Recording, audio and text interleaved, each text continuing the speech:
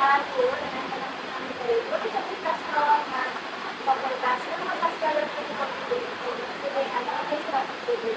Perkenalkan, nama saya Enung Hidayat dengan NIM 2302016097 selaku host pada diskusi kali ini. Hai, perkenalkan saya Elza Sari dengan NIM 2302016056. Hai, perkenalkan saya Dendi Permana dengan NIM 2302016084. Hai, perkenalkan nama saya Sahara dengan NIM 2302016090. Halo teman-teman, perkenalkan nama saya Rinda Aprilia Putri dengan NIM 2302016096. Halo teman-teman, perkenalkan nama saya Nadi Syarif dengan NIM 2302016093. Halo semuanya, perkenalkan aku Siti Nur Halimah dengan NIM 2302016086. Senang bertemu kalian semua. Oke, tim kita lengkap ya. Langsung aja masuk ke diskusi. Pertama-tama nih, biar kita satu frekuensi dulu nih. Nah, menurut Elza, perjanjian internasional itu apa sih? Secara simpelnya, perjanjian internasional itu merupakan kesepakatan resmi antar negara yang mempunyai kekuatan hukum yang diatur dalam konvensi WINA. Perjanjian itu bisa antar dua negara atau banyak negara. Contohnya itu seperti WTO, Paris Agreement, dan ASEAN. Jadi, menurut kamu perjanjian seperti itu menguntungkan tidak untuk negara berkembang? Menurut aku sih menguntungkan ya. Bayangin nih kalau tidak adanya pasar internasional, Indonesia bakal susah menembusnya. Dengan adanya WTO, Indonesia bisa menembus pasar tersebut. Tapi pertanyaannya, apakah sistemnya benar-benar adil? Di WTO, negara maju masih bisa kasih subsidi besar buat petaninya, sedangkan negara berkembang seperti kita justru dibatasi. Jadi walaupun sama-sama ikut aturan, kenyataannya perlakuannya berbeda. Iya sih, ada ketimpangannya, tapi bukan berarti kita harus mundur dong. Justru kita harus lebih aktif lagi agar aturannya berjalan.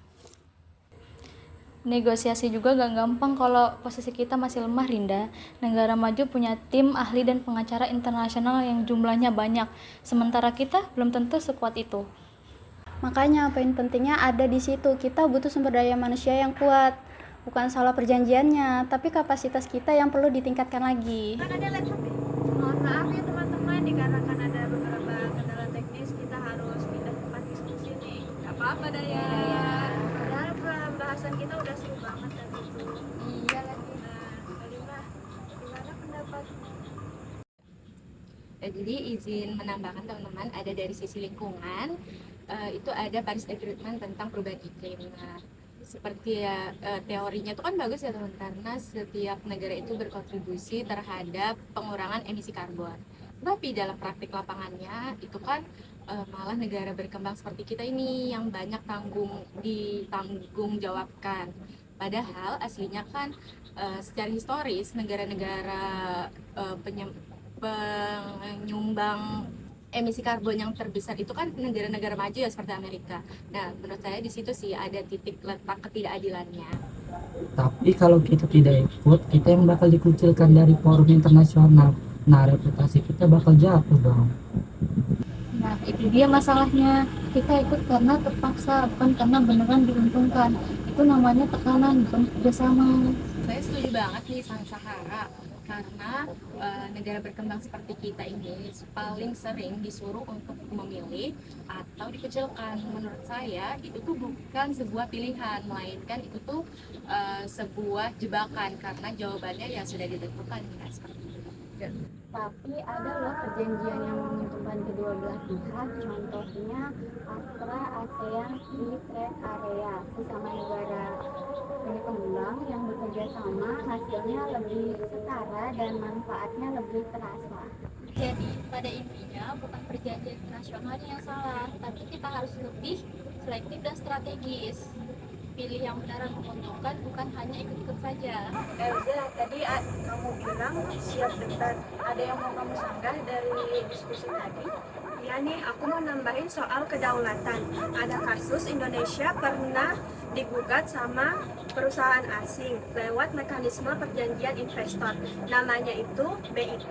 Gara-gara kebijakan dalam negeri, kita dianggap merugikan investor asing. Itu bahaya banget. Ternyata perjanjian itu bisa jadi senjata yang balik nyerang kita. Nah, benar teman-teman, jadi ini juga yang membuat saya ikut gregetan. Kenapa?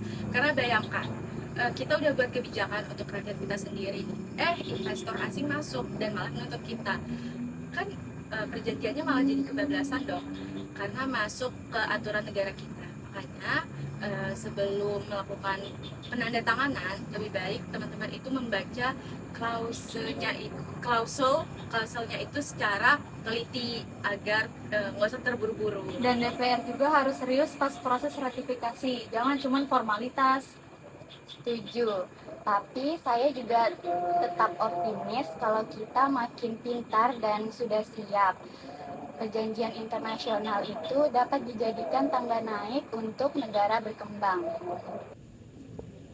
Iya, sebenarnya kuncinya itu di kita sendiri. Setuju, perjanjian itu cuma alat, tergantung siapa yang megang dan bagaimana caranya. Wah, seru banget ya diskusi kita hari ini. Nah, sekarang berikan satu kalimat kesimpulan dari masing-masing ya. Dari aku dulu ya. Boleh. Jadi, perjanjian internasional itu bisa jadi peluang asal kita menjaga kedaulatan. Selanjutnya menurut saya yaitu manfaatnya nyata tapi butuh keberanian untuk negosiasi lebih keras. Kalau menurut saya, kritis itu perlu, jangan telan semua perjanjian itu mentah-mentah. Kalau dari saya tetap optimis tetapi harus waspada juga. Kalau dari saya, perjanjian itu alat, bagaimana tergantung kita cara pakainya. Nah, kesimpulan terakhir dari saya, kita sebagai generasi muda ini harus selektif, siap, dan berani untuk berbicara di forum internasional, teman-teman. Nah, itu berbagai kesimpulan dari teman-teman mahasiswa administrasi publik. Jadi intinya perjanjian internasional itu bukan musuh, tapi juga bukan hadiah gratis. Negara berkembang harus lebih cerdas, lebih kritis, dan lebih solid. Terima kasih sudah mendengarkan podcast kami hari ini. Semoga bermanfaat. Sampai jumpa. Bye.